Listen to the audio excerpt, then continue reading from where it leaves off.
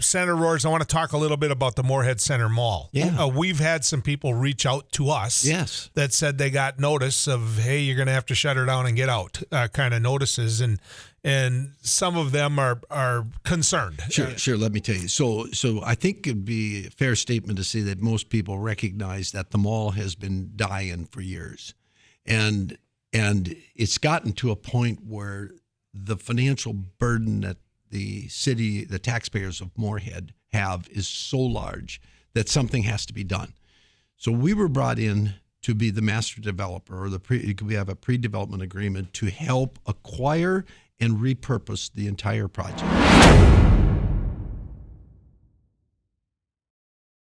Jim Roers, ladies and gentlemen.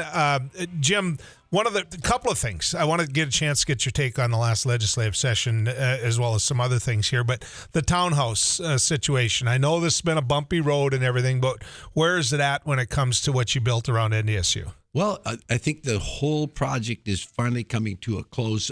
It'll come to, excuse me, the townhomes are done, ready for occupancy, and we'll be getting a certificate of occupancy here in the next day or two.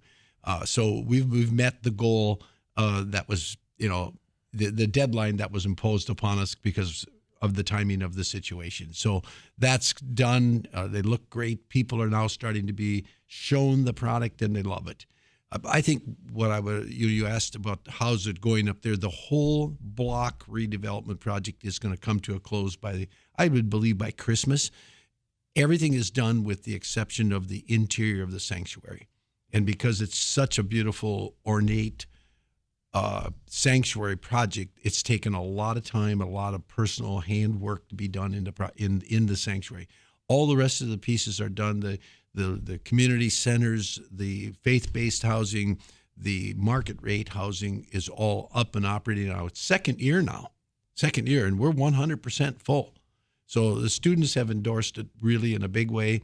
Now we've finished the townhomes. We'll be able to clean up every bit of the entire block and finish everything up now. So I know that the timing wasn't what had been promised in the beginning. And I know that COVID and some other reasons made it tough to be in the construction business. But as far as the neighbors and everyone goes there now, and that the commitments that were made have been fulfilled for the neighbors. That is correct. Okay. Absolutely. Everything has been completed as that was agreed. And for the sanctuary, the things that you're talking about, because I know somewhere along the way, the Fargo Diocese, came out and made some statements as well.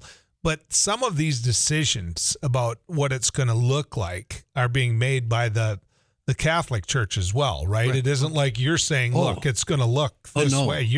The reason it's taking time is because of how they want it to look.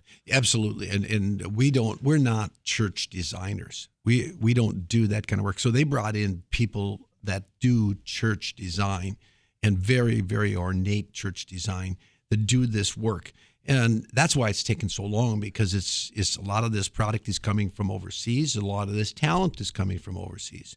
And so it's a very slow, tedious process, but it's going to be beautiful when it's done. It'll last for 40, 50 years. And so I think it's one of those things that you don't push. You don't push the timing button, you push the quality button. So you say that the students are embracing the project. We've got a situation where you look at the numbers of NDSU, they're going down. Like many in higher education, the numbers aren't growing to the rate where anybody, Dr. Chapman years ago thought that they'd get to. Is the product still going to be in as big of a need or want, is probably a better way of putting it, in 5 or 10 years? So I believe so, Joel. And here's the thing. A large percentage of the students we have are living south of Interstate 94. Those students would much rather live next to the campus. So that's why our student housing projects are still successful with 14,000 square feet, even though you're exactly right. Joel Chapman's vision was 18,000 students, right? Mm-hmm. Well, we never got there. However, it doesn't change the fact that we need quality student housing. And again, when I went to school back in the 70s at NDSU, if you lived in the basement of a house, that was a normal thing. Right. Today's student won't do that.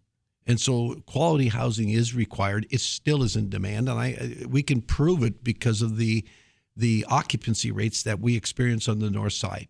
And so we're looking forward to our next project. I have another student housing project that I hope to put in the ground starting next year. On the campus of SU? No, not on the campus, on the peripheral areas of the campus, on the edges of the campus. Have you now put on your state senator hat? When you look at it, and not your construction building a need, the students want this kind of a hat. As a state senator, are our dorms full? Are they being utilized anymore? I know that at the State College of Science, it's nowhere near capacity. Well, and I do think, though, that's changing, Joel, but nevertheless, I'll just address NDSU. They built that new dorm up there at the very same time we were building a housing project. Mm-hmm. Ours filled.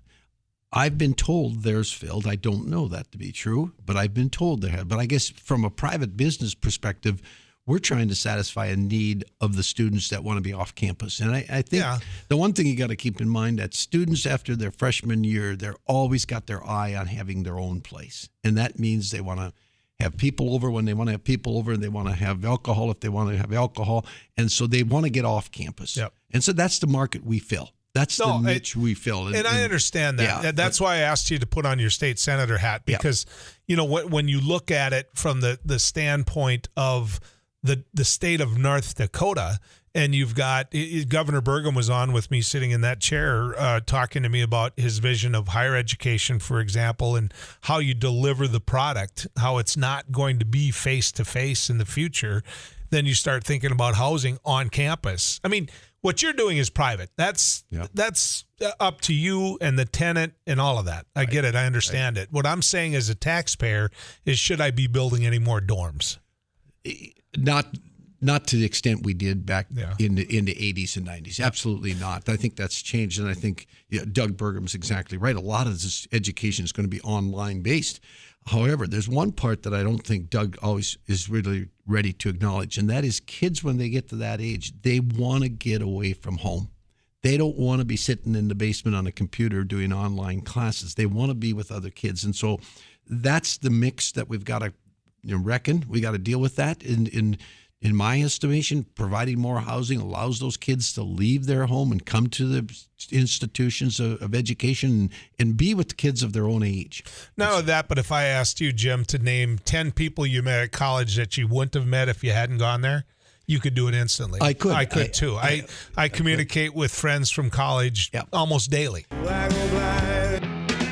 237-5948, 1-800-880-5346. I wanted to get a chance to visit with State Senator Jim Roers about projects, and obviously we just covered the one at NDSU. Senator Roers, I want to talk a little bit about the Moorhead Center Mall. Yeah. We've had some people reach out to us that said they got notice of, hey, you're going to have to shut her down and get out kind of notices, and some of them are concerned, for lack of a better way of putting it. They feel they have leases that go beyond what the termination is of those leases.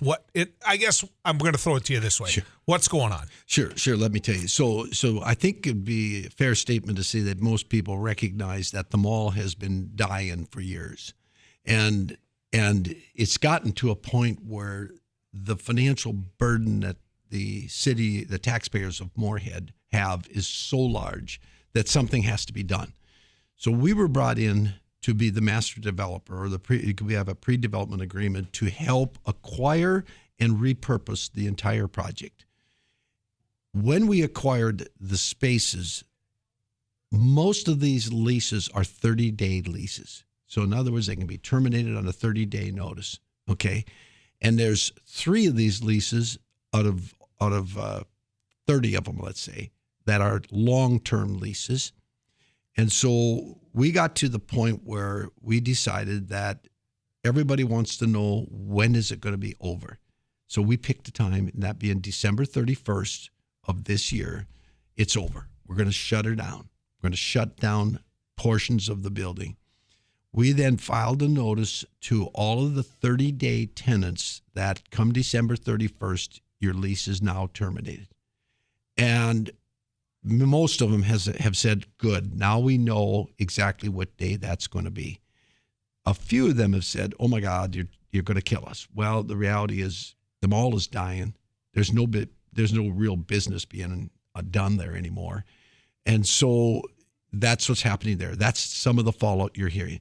The 3 tenants that have leases that go beyond December 31st we have relocation plans for them, and we have been in constant contact with them. You did not hear from those 3 people because they know exactly where we are and where they are. So that's 2 categories. The third category of residents over there are the owners. Most of them are absentee owners, but nevertheless, they're the owners. Those are the third group that we're going to be dealing with now in the next couple of months. And as condominium associations go, the majority rules. We own 97% of that association. Okay, so we will have a meeting coming up here on June 8th, and the owners will be asked to vote. Do you want to continue or not? You see where I'm going? I do, but if you own 98%, what do you even need to hold a vote for? Because that's what the law says. Okay. So basically you're saying we're going to shut it down. We've given them notice. We're going to shut it down.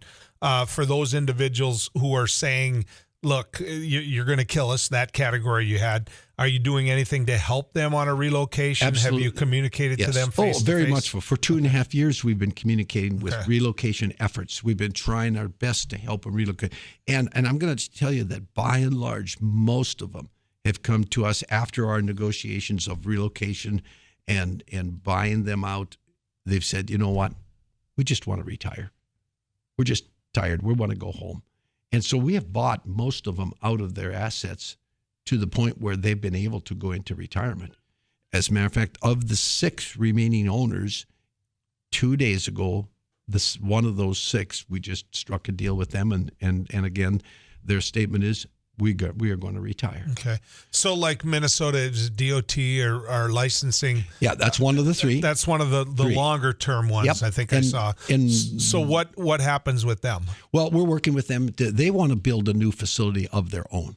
Okay. They want to have their own identity. This is a very poor. The reason that one came to mind is because it would seem to me they're not a private business, so they can't just make up their mind what they're going to do. Well, that's up to taxpayers or people that govern them. Yeah, that's the state of Minnesota, though. They're looking to have a facility that's more accessible for large vehicles. Okay. And so this is not a good permanent fix for them in the first place. It's very cheap, but it's not a good fix for their operating business day to day. So they've been looking to find a location to build a facility that fits their needs more appropriately. We're going to help them do that, but we're not going to kick them out on the street. If it takes them 2 years, that's what we're going to do. What is the facility? What is the area going to look like in 10 years? Well, what is the Moorhead Center Mall going to be? Did you see the pictures? I didn't bring any pictures today, but we disclosed a development strategy about 6 months ago. That was an absolute beautiful rendition of what we see the downtown Moorhead being. So for people to ask us what's it going to be, we've already answered that question. It's been public. If you just go Google More for Moorhead, you will see all of the pictorials of what we see this thing coming to. And we're working with a number of developers so that we can develop this thing one piece at a time. However, we're going to maintain the constant or the continuum of architecture and flow of buildings so that when we get done, it's a functioning downtown and it's a beautiful community that people want to live in. Well, the one thing I don't think anybody can debate you on is whether or not the mall itself was doing well. I've been in it, and clearly something had to change. But, okay, 30 seconds is all I have left. If, this is Abby being Abby looking at me, but if is it going to be housing? Is it going to be what? Treat me like I never saw the website yet. Joel, I can't never give you all the numbers, but we're hoping to put right around 1,200 living units in the downtown area in the 18 acres where the mall currently is. We're looking at, I think, about 150,000 square feet of retail. We're looking at about 150,000 square feet of commercial space, like office business type space. And I think we've got about 2,400 parking stalls. So there is a master plan. Go look at it. You'll be very, very impressed. Okay. Always good to talk to you, Jim. Thanks for coming in. Yep. Jim Roers, ladies and gentlemen.